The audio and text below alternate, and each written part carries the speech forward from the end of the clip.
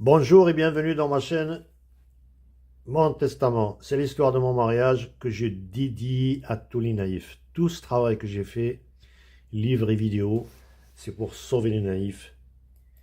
Et ma devise, les bourreaux et les pervers ne sont pas si intelligents, ce sont les victimes qui sont naïves. Donc à tous les naïfs, réveillez-vous. Cet épisode, c'est le numéro 5.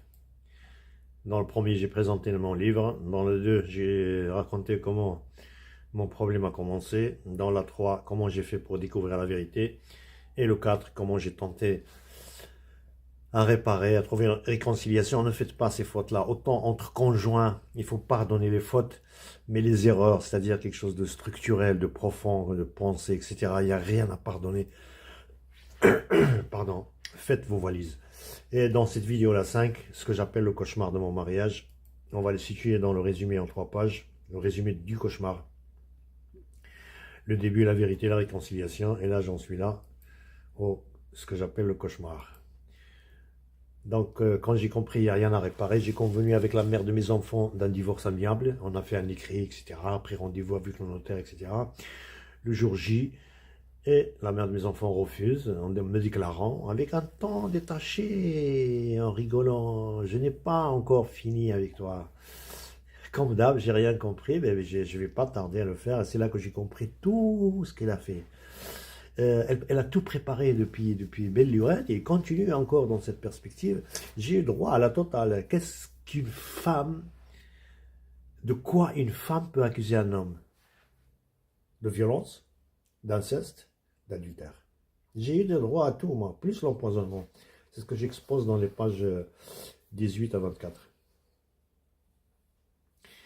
Tout ça, ça a été prémédité. Pourquoi? Ben, les buts, etc. C'est pas le moment d'en parler. Tant de haine, ni foi, ni loi. Franchement, moi, ça me dépasse. Hein. Donc, on va venir à ces accusations, ce que j'appelle le cauchemar. C'est ce que j'expose dans les dossiers qui sont publics et disponibles pour ceux qui le veulent, pages 18 à 24.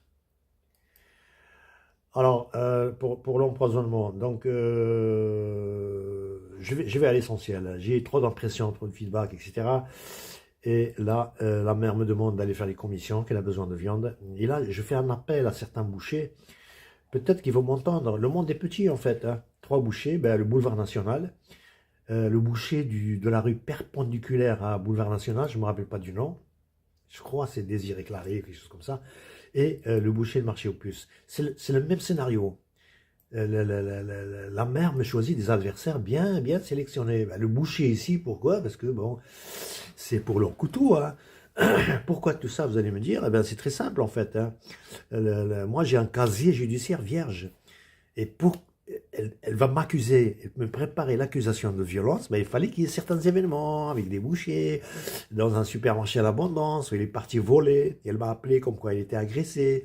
Je pars, et heureusement que je connais l'agent de sécurité au supermarché l'abondance, et il m'a dit, viens voir les films, il a été filmé en train de voler.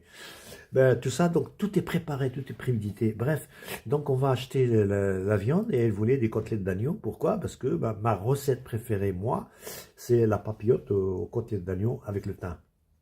Et c'est moi qui lui ai appris tout ça. C'est moi qui lui ai appris à cuisiner, à faire les papillotes au thym. Et elle savait que j'adorais. Donc il me l'a préparé. Il a préparé tout le terrain, les rigolades, les tablettes, les habits, etc. Il était bien habillé, les infos à la télé. Et bien sûr, la phrase magique qu'il a utilisée depuis le temps et que j'avalais moi comme un idiot.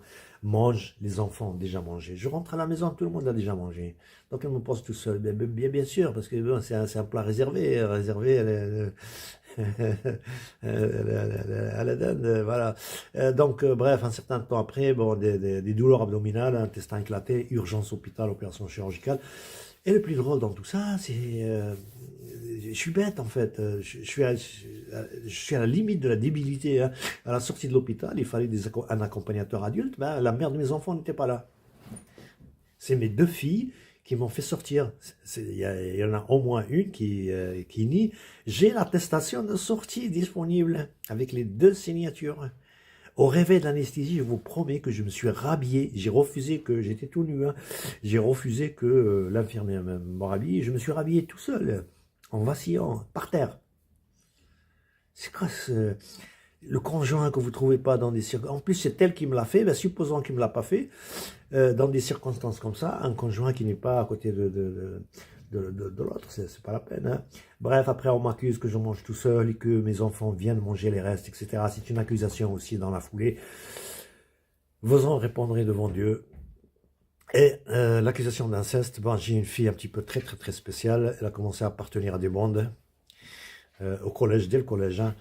Donc, je l'ai changé de collège, je l'ai inscrit au collège privé payant, je l'ai accompagné au tribunal et je l'ai inscrit au sport de combat pour qu'elle reprenne confiance en elle-même. Elle s'est calmée un certain temps et à un moment donné, elle commence à reprendre ses fréquentations et je voulais lui en parler. J'avoue, moi, j'ai fait la bêtise et pas choisi mon temps, je reconnais. Et s'est mise à se frapper, je ne sais pas pourquoi. Pour m'accuser de violence ou je sais pas quoi. Et le problème, grand problème, il est là. La mère était aux aguets, comme d'hab. Et quand la mère tourne en rond, cogite, c'est ce qui précède la tempête. Quand je la vois comme ça, je change d'air. Et je suis parti réparer, j'en ai profité pour aller réparer le volet d'une chambre. Et la mère m'a vu. Et donc, disons que les circonstances étaient vraiment favorables. Elle a fait le tour, elle était dans la rue extérieure. Et il y avait les barreaux en fer entre elle et moi. Et moi, j'étais au-dessus de l'échelle, à plus de 2 mètres de haut. Et c'est là qu'elle m'annonce, l'inceste coûte 6 mois de prison. J'ai dit, quel inceste? Et il m'a dit, j'ai dit, moi, insistueux. Il m'a dit oui, avec la tête, elle est partie.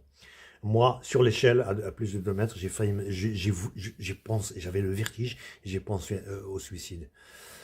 Et après, il y a une voix intérieure qui me dit, toi, quelqu'un comme toi se suicide pour une dame comme celle-là, c'est la fin du monde. C'est trop, c'est pas un mariage, c'est pas c'est pas des malentendus, ou des oublis, ou des erreurs, des petits fautes, non. Alors, l'accusation d'adultère. Il y avait beaucoup d'événements, dont 3 grandes. Ce que j'appelle haine et la violence d'en face et avec la femme métisse, je vais raconter que c'est du haine. Je rentre à la maison à midi, mes heures de rentrée de travail sont connues. Hein. Je rentre à la maison, je trouve cette femme, la dame N, au salon avec le plateau de thé qui est en train de préparer ce thé et dans une posture très spéciale. Je connais la couleur de ses vêtements, bon, vous avez compris. Et il fallait juste que je me rapproche et tout était favorable, quoi. J'appelle la mère de mes enfants, elle ne me répond pas. Je cherche dans toute la maison, on a une maison grande. Toutes les chambres étaient ouvertes, les armoires ouvertes, mes papiers, mes sous-vêtements, tout est... Ça se fait pas. Déjà ça, ça se fait pas, c'est immoral. J'appelle la mère de mes enfants, je lui dis, tu es où? Il m'a dit, je vais faire les commissions, j'en ai pour 1 heure. Hein. J'arrive, oui, la dame telle m'a dit, oui, c'est moi qui lui ai donné les clés. J'arrive, j'en ai pour 1 heure. Question de me dire, t'as 1 heure. Je lui dis, tu arrives de suite, c'est urgent. Et je sors, je suis pas resté à la maison, de chez moi, je sors dehors. Et je reste devant la porte et quelques minutes après, hein, la mère de mes enfants arrive avec trois autres femmes au coin de la rue. Et après, elle s'éparpille. Et c'est plus tard que je vais reconstituer tout ça. Ouais, mais t'inquiète pas, j'ai confiance en elle. Mais ça se fait pas. Prends-la avec toi. Tu lui donnes la clé, tu la laisses à la maison. Moi, je rentre, je la trouve. Il me fait, mais non, tu t'imagines des choses, tu es malade. Ça. Voilà, toi, tu deviens mauvais. Et bref, j'insiste pas, vous avez compris le scénario. La violence et garde à vue, c'est ce que je vous ai dit quand ma maman est partie toute seule. La mère a fait des propos, des déclarations guerrières. Surtout quand elle m'a dit, je vais te ramener un homme et te faire comme ta sœur a fait à son mari. Ma main droite est partie toute seule sur sa joue gauche. Elle a tourné comme une toupie.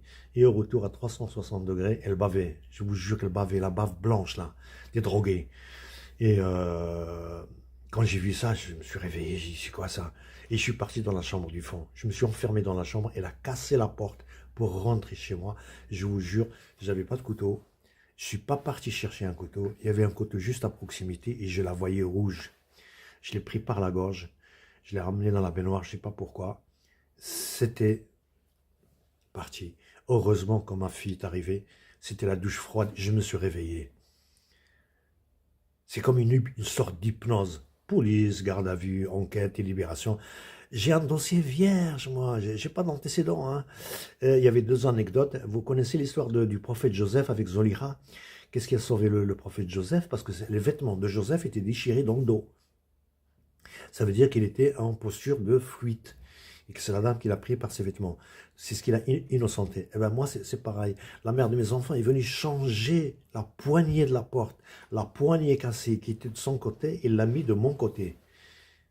C'est pour vous dire. Bon, c'est une anecdote, je rentre pas. Après, on va m'accuser d'autre chose. Bon, bref, dans la foulée, c'est juste pour vous donner un échantillon. Est-ce que je suis vraiment violent? Mes enfants, j'ai jamais levé la voix ou la main comme ça gratuitement parce qu'il y a des circonstances. Par exemple, la plus grande que je regrette jusqu'à présent, une de mes filles a compris tout ce qui se passait. Elle en venait en main avec sa mère. Moi, je lui faisais la morale. Je lui dis, c'est ta mère, c'est pas ma mère à moi. Je les ai réconciliés. Tout ça s'est retourné contre moi après. Une de mes filles qui était la mal-aimée de sa mère, et je l'ai sauvée des fréquentations. Elle avait raté son bac à cause des fréquentations. Je l'ai changé de lycée, du lycée public au privé. Je l'ai suivie. Elle a eu son bac, elle a eu sa formation, elle a eu son travail, elle s'est mariée. C'est là que je me suis un petit peu retiré et je l'ai laissé vivre. En 2025, il est venu me voir avec son mari et ses enfants, et un mois plus tard, elle ne me répondait plus. Bon, bref, violence avec la mère. En 25 ans de mariage, j'ai levé ma main à 3 reprises. 3 grandes reprises, et il y avait de quoi. La première fois, la toute première fois, elle m'a frappé avec la télécommande. J'en garde la cicatrice au visage. Et là, je l'ai massacré. Je ne me retenais pas. Et c'est là que j'ai pris le câble, le fameux câble dont elle parle. Je lui dis, si jamais tu oses lever la main sur moi, tu auras droit à ça. Je lui ai montré le câble. Depuis, plus jamais de menaces, ni de tentatives qu'elle me frappe. Voici l'histoire. Donc, je ne rentre pas dans les détails pour gagner du temps. Et deuxième événement où j'ai levé la main sur la mère de mes enfants, le déclic, ce que je vous ai raconté à la vidéo 1, la vidéo 2, et la page 8.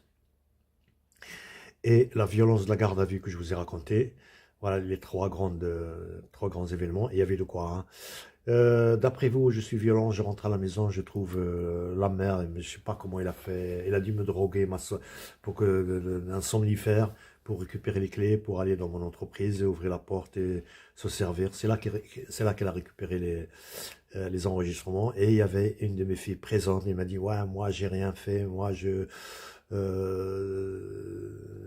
suis pas rentré. Moi, j'ai pas touché. Je me suis retenu. Ma fille était là devant mes enfants. Je fonds. Hein. Je suis bête, je suis naïf, je suis idiot. Pareil, des circonstances, exemple. La mère la mère de mes enfants qui drague le beau-père. Se retenir, c'est pas évident. Hein. La mère qui me propose l'échangisme avec un couple, vous retenez, vous? C'est pas évident. Plus c'est le changement, réputation. Elle a travaillé très, très, très, très longtemps pour salir ma réputation. Il y a beaucoup d'événements, je ne rentre pas dans les détails parce que j'ai pas le temps. Je voulais juste savoir, je voulais juste vous dire qu'est-ce que j'appelle le cauchemar. Voilà, c'est ça le cauchemar que j'ai vécu. Je vous le souhaite pas. Et prenez exemple, ne faites pas les erreurs que j'ai faites. La principale, c'est qu'il n'y a rien à réconcilier. Plus tôt vous comprendrez, mieux c'est. Moi, je l'ai compris au bout de 25 ans, ben, j'en paye les conséquences. Ces dossiers sont disponibles. Hein. Ceux qui le veulent les recevront. Je suis à 14 minutes.